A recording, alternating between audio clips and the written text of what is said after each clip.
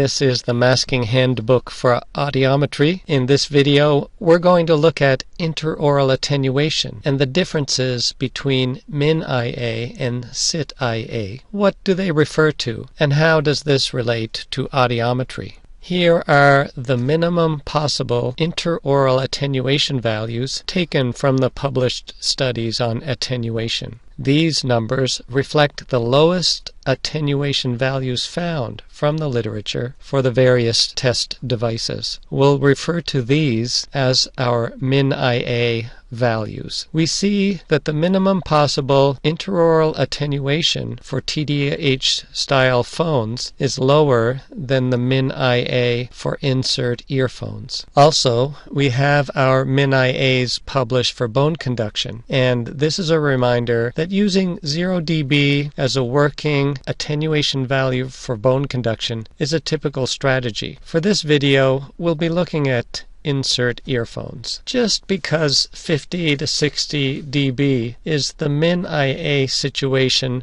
for insert earphones doesn't mean that every person you see in the clinic will have an IA value of 50 to 60 dB. This is what we think of as the lowest possible amount of IA. By definition, most of your test subjects will have higher IA values than these. Let's look at some here. For example, if we look at the max IA values taken from the studies, at 250 Hz, it's actually 100 dB. At 500, it's 105 dB, which is a lot of attenuation. 1000 Hz, it's 92, and 2000 Hz, it's 90 dB, and 4000 Hz, it's 98. So the minIA values, which hover around 50 to 60, depending on frequency, are much different than the max IA values. Here, we have a severe unilateral hearing loss in the right ear, measured with insert earphones. The red circles indicate that the right air conduction responses are unmasked. And we have unmasked bone conduction responses with the bone conductor placed on the right side of the head.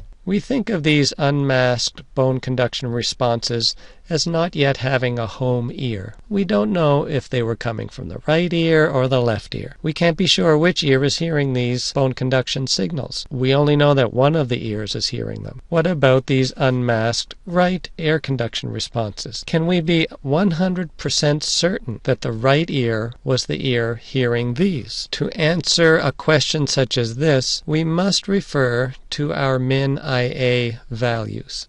Relative to the cochlear hearing in the opposite side, these are the intensity levels that we know of where the signals could cross and be heard in the opposite ear. Let's look at the 2000 Hz value for insert earphones. The minIA is 50 dB for this frequency. We see that the right ear threshold at 2000 Hz is 70 dB. Because the left ear air conduction threshold is 0 dB, we know that the left ear's cochlea can hear a 2000 Hz tone at 0 dB for sure. The difference between these values, the right air conduction unmasked threshold and the left cochlear threshold at 2000 Hz, is greater than our minIA value. We cannot be certain, therefore, that the right ear is the ear hearing this 70 dB air-conducted signal, because it is possible that the left ear could be hearing it. We'd need to mask in this situation to confirm a true hearing threshold. The minIA value is used to make that decision.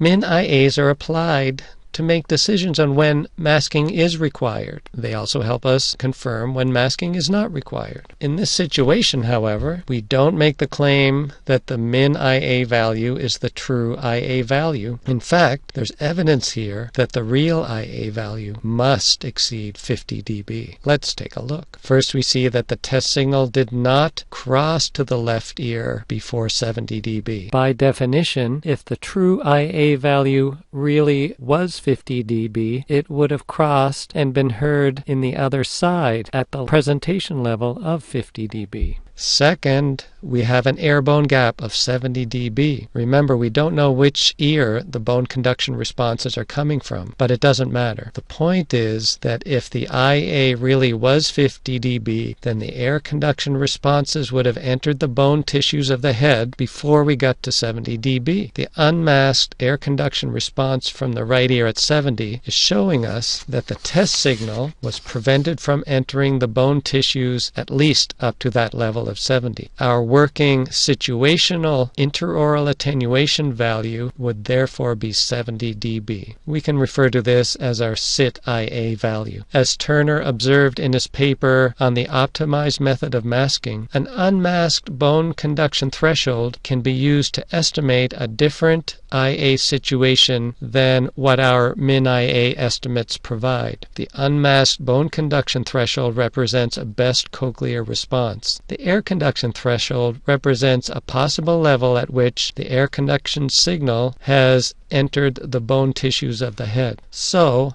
our minIA values are important to help us determine when masking is and is not necessary. But identifying a situational IA value can be helpful as well. We'll call this the sitIA. The optimized method of masking is based on this sitIA concept. This is the Masking Handbook for Audiometry. If you liked this video, you'll love the handbook. For more resources on masking and to learn how to purchase the book, check out maskinghandbook.com.